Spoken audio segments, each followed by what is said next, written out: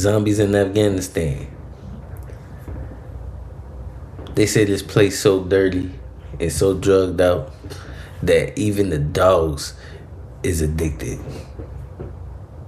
Y'all, I'm trying to see what that's like. Like what's going on? But man, without further ado, man, don't forget to like, comment, subscribe, hit the bell notification, man.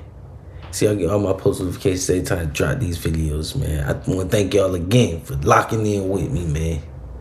Without further ado, y'all, let's get right into this video. One of the darkest places in Afghanistan. Beneath this broken bridge, nearly 2,000 drug-addicted and homeless people have been living for the past 20 years. Hundreds and thousands of drug-addicted people under this bridge who cannot even stand. This is the only place in the world where even dogs are addicted. One of the reasons they are making these dogs addicted.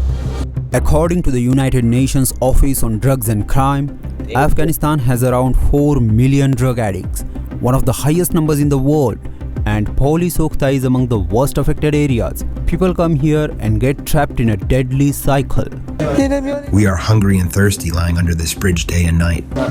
There are people who are brought to rehabilitation camp 2 or 3 times. Because they have no one, they go to either Sarai Shamali or Poli Sokhta. Over the next 7 days, we will take you inside Afghanistan's growing drug crisis. Joining me is Ali, a friend and local guide from Kabul, risking his life to help us document this hidden world. We call this place end of the world. Welcome to Nigga, ain't no way I wouldn't be going there. Shoot, trying to see for myself. Hell nah. the forgotten town of Afghanistan's addicts. West of Kabul, the capital of Afghanistan, there is a bridge across the Kabul River. The moment you step onto this bridge, you feel terrible condition around it. Human waste, dog feces, and dirty drain water are everywhere. An old man washes his legs in the filthy water. This gives you just a glimpse of their daily struggle. There are thousands of drug addicted people under this bridge, and we are going under this deadly bridge where no one has entered. Getting inside was not easy. It needed a lot of efforts and special permission. About 6 Taliban soldiers came with us for protection. Here, fights break out. One wrong move and you could be stabbed. We were warned to stay alert. One mistake could mean a trip to the hospital. The situation here is terrible for human being. No media or journalist has ever entered this part of the bridge. We took a real risk to come here to show you the harsh reality for the first time. It's really difficult to enter this place also. Ain't no I way. really don't understand how they are living in this place under the bridge.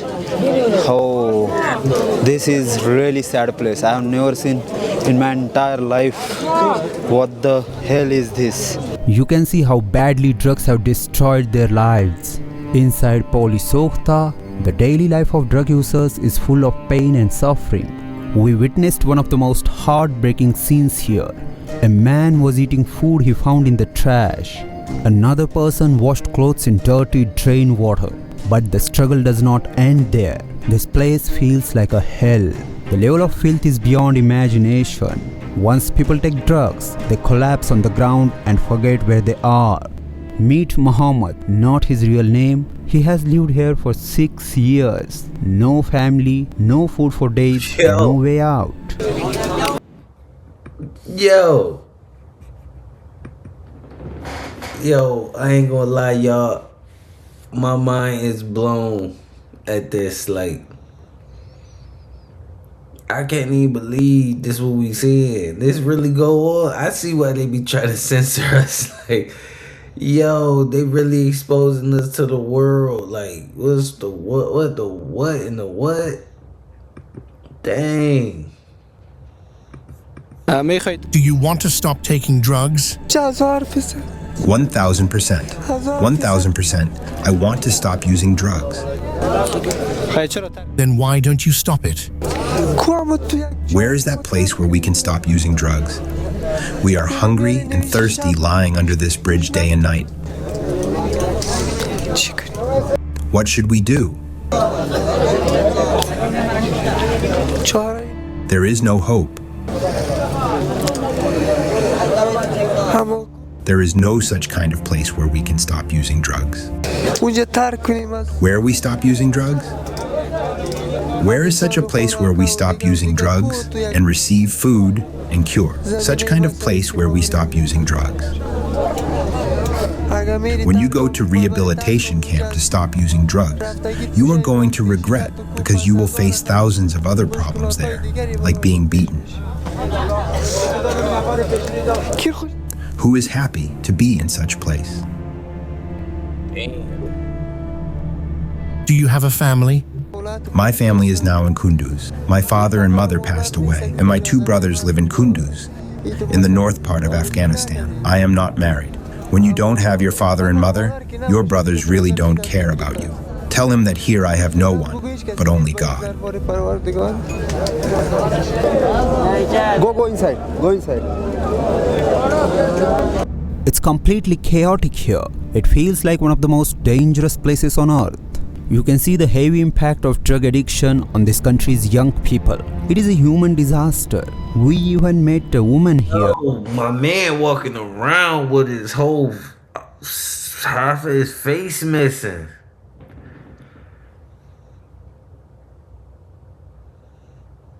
That's crazy.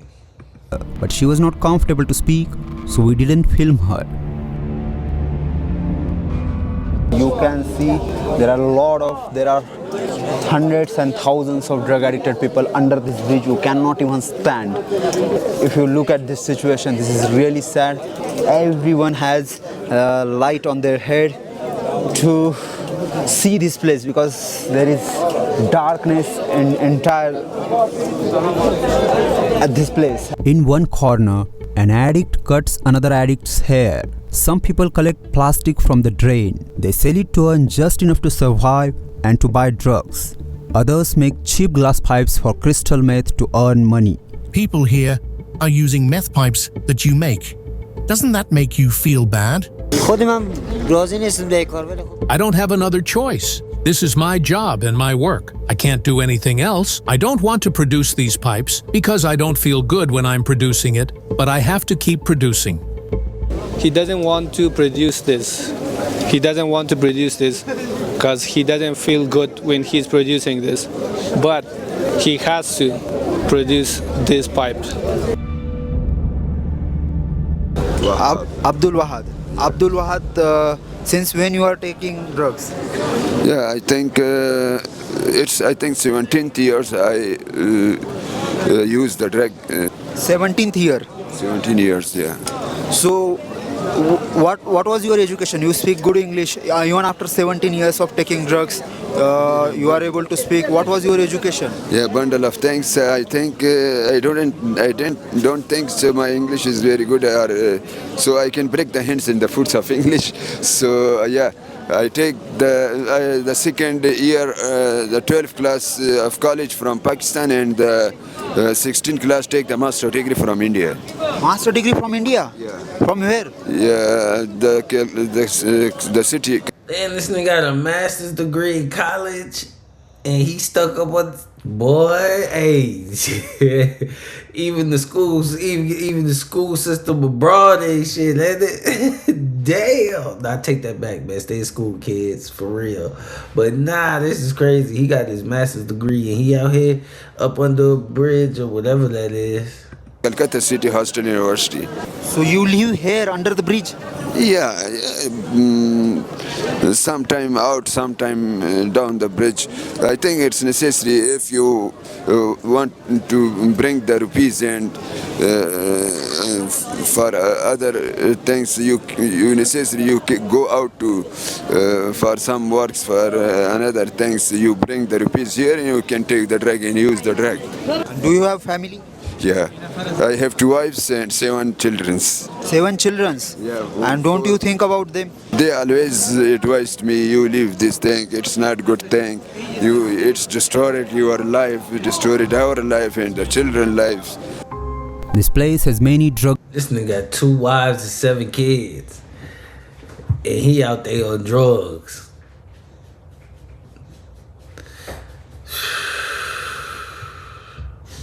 dealers and sellers. We are taking a big risk by being here. Only with the protection of Taliban soldiers, we are able to film.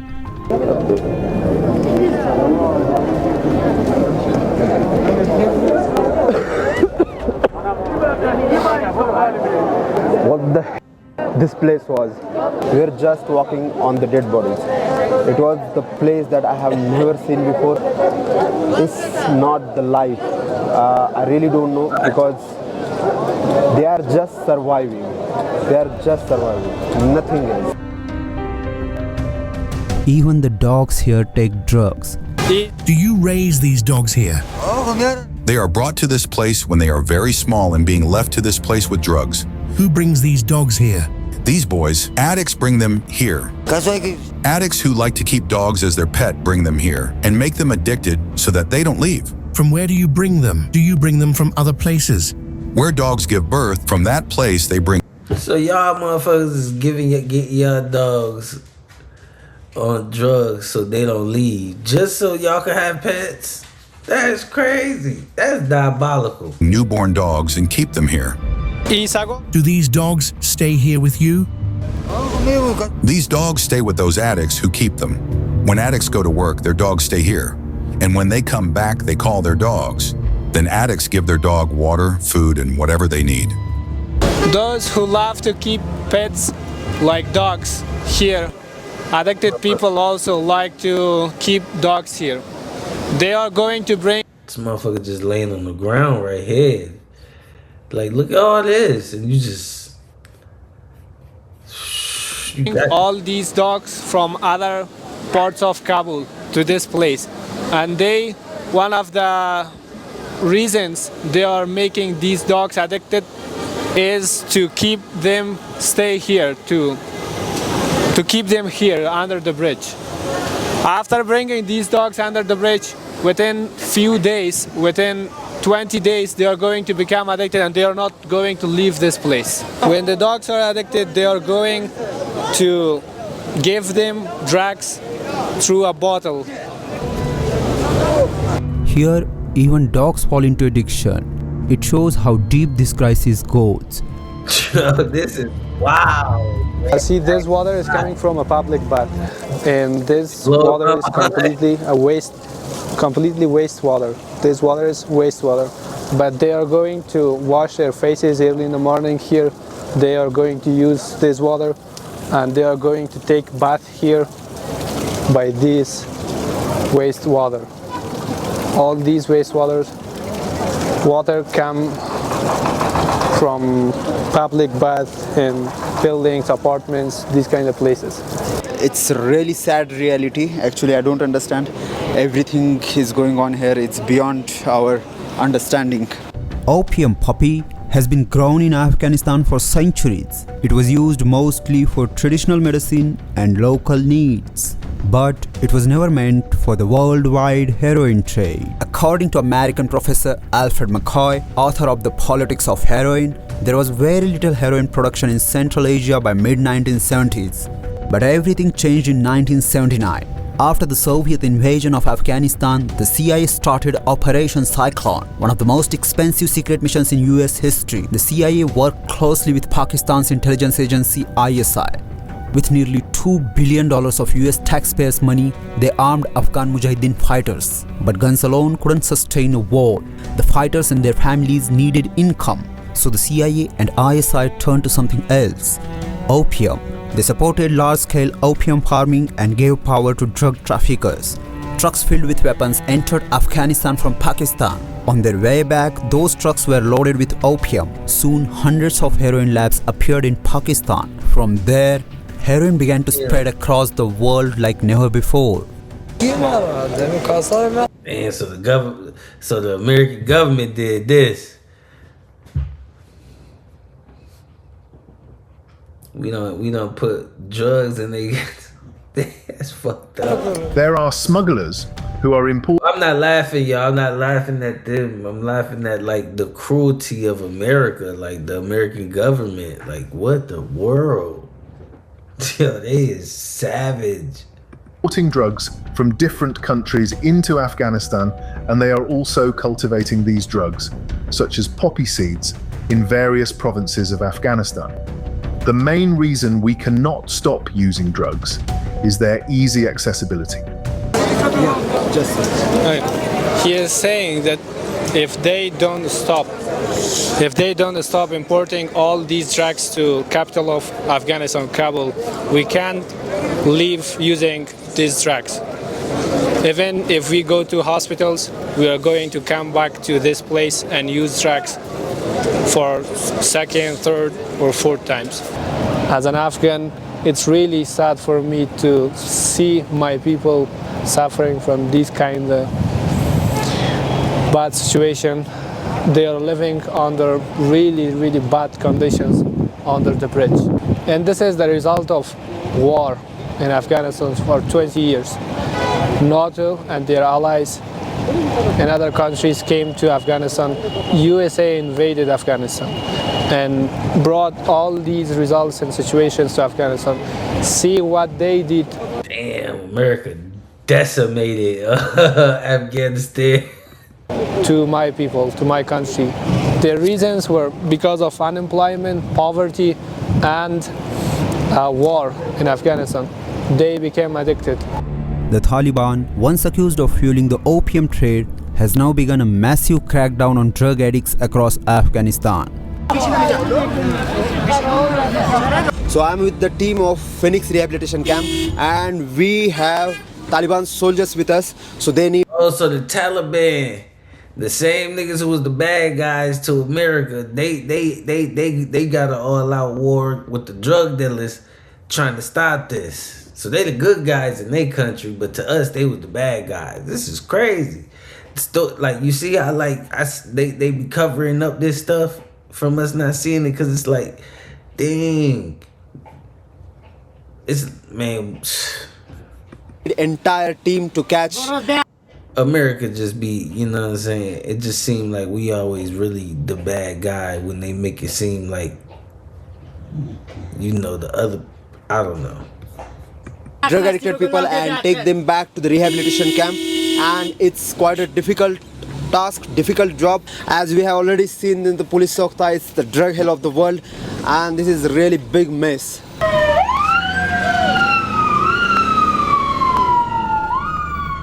Addicts are taken from the streets and sent to rehabilitation camp for the treatment.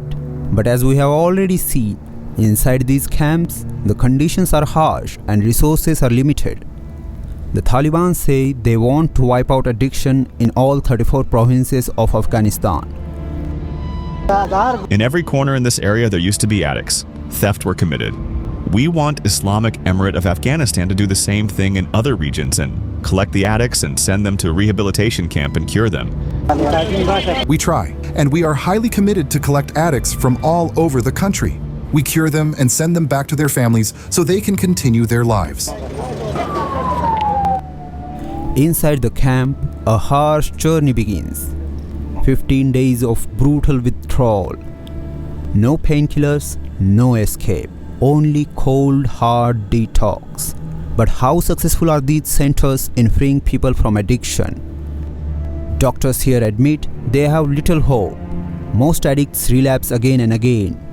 Many return to places like Sokhta, some even after coming to these camps. Shit, at least they got something where they trying. You feel me? Like, shit, in America, you were addicted, shit. They ain't got nothing like this. 3 or 4 times, unable to break free from the cycle. There are people who are brought to rehabilitation camp 2 or 3 times. Because they have no one, they go to either Sarai Shamali or Sokhta. When they are brought to this place by police, after 2 to 3 months they fully recover. Because they have no shelter, they return to those places. Even there are people who might have recovered 6 or 7 or 10 times. There are no jobs for them here or after they recover. Doctors try to convince them to quit, but once outside, life is no easier. Many of them return to places like Sokhta and fall back into addiction.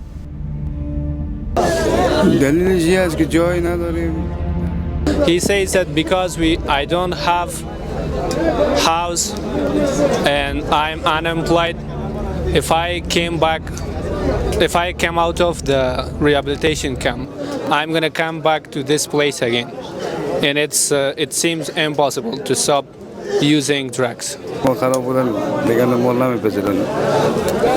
So because he is addicted, his family doesn't want him. He says the chance to get employed for addicted people is really, really low. No one wants to give us work or job, and that's the problem. I tried to stop using drugs, but after 10 days, because I was unemployed, I came back to this place. But for sure, I want to stop using drugs and work and go to my family. This is the only place he can live because he doesn't have any money to. This just seemed like, to me, more so of them, and their problem is mental, like. But also in the same notion, it's like when you trying to, get people off the drugs and stuff. It's like it's not really. Yeah, they could get off it. They can go through the process, but it's not really fixing the situation because it's like what actually has them taking the drugs in the first place. And most of the time, they not getting work. They don't have a place to stay. It's like struggles of whatever, trying to maintain. So if you could pretty much get them some job opportunities, not saying like get them a job, you can get them opportunities. Like I could present you with the opportunity. What you do with it is what you do with it, right? So like, if you present opportunities to them and you see that they still trying, they going to the, meetings, they trying to get the job, you're doing the interviews and they still don't get the job, you can still keep working with them and trying to help them because they trying to help themselves. Other than that, you know what I'm saying? The job of trying to get people off drugs to try to fix the actual problem that got them on drugs in the first place. So if you could fix that, as far as like most of them probably be like they saying jobs and stuff, like try to help them get jobs. Don't just get them off the drugs and then put them back into the streets of society, go through the same thing over and over again. They gonna just go back to the drawing board what they know. But yeah, just help them get some jobs or something. Pay for hotel or hostels or these kind of places. This is the safest place and cheapest place he can live here. This is the only place he can stay here.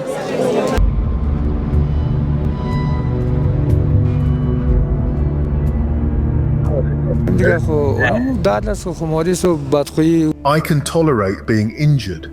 I can even tolerate being shot, but I cannot tolerate the pain of living without drugs. For the first 12 hours, it is possible to stay without them. But after that, we will do anything. We will commit any crime to get money and buy drugs. Drug addiction has impacted people of all ages in Afghanistan. To understand the way forward, we spoke to former police official who is now an addict himself. I was a policeman and my father was Brigadier General of Police Chief of Kunduz. When he has been killed in an attack, I started taking drugs and became drug addict. I am in this rehabilitation camp since last 55 days. The solution is to stop the cultivation and buying and selling of drugs. If you go to streets or even in front of your house, it's sold. It's everywhere. All youths are addicted, and even 6th grade youths take drugs. And they use alcohol, crystal meth, hashish, and heroin. Boys from above 12 years old use hashish, crystal meth, or heroin. I have seen many boys above 12 years old using different drugs. If the government doesn't ban it, youth addiction is not going to be solved. They bring addicts to rehabilitation camps and keep them 50 or 100 days here. When they leave the camp after 1 year, they start again taking drugs. This place has left a deep mark on us. Young, educated Afghans who could have built a nation are now trapped in a world they were never meant to be in. After we left Afghanistan, the Taliban launched final crackdown on Puli Sokhta. All the addicts living under the bridge were removed and taken to the Phoenix rehabilitation camp. Today, for the first time in nearly 2 decades, the bridge stands empty. Hello, I am Akshay Shetty. I have taken the initiative to cover real stories and reports from the ground, even those that traditional media often ignores. I am working independently without any media networking, and I want to build a good team to bring real stories from around the world. If you want to support me in this project, join me on Patreon, where you will get access to raw footages that I can't show here, and be part of this independent storytelling project. Even if you can't give or even don't feel like it, that's absolutely fine. We are just glad that you are here, and thank you so much for watching Beyond Boundaries. That's crazy. That whole shit messed me up. So the moral of that story is, y'all, kids, don't do drugs. People, stay off drugs. Yeah. That's a harsh way to live, man. And it's messed up that they, getting the dogs addicted so the dogs don't leave. That sound like that what DMX did to that girl in that movie. But let me know what y'all think about that in the comment section, man. I appreciate y'all for tuning in, man. You already know it's love from your boy to y'all. You feel me? Till next time, y'all already know what it is. I'm out.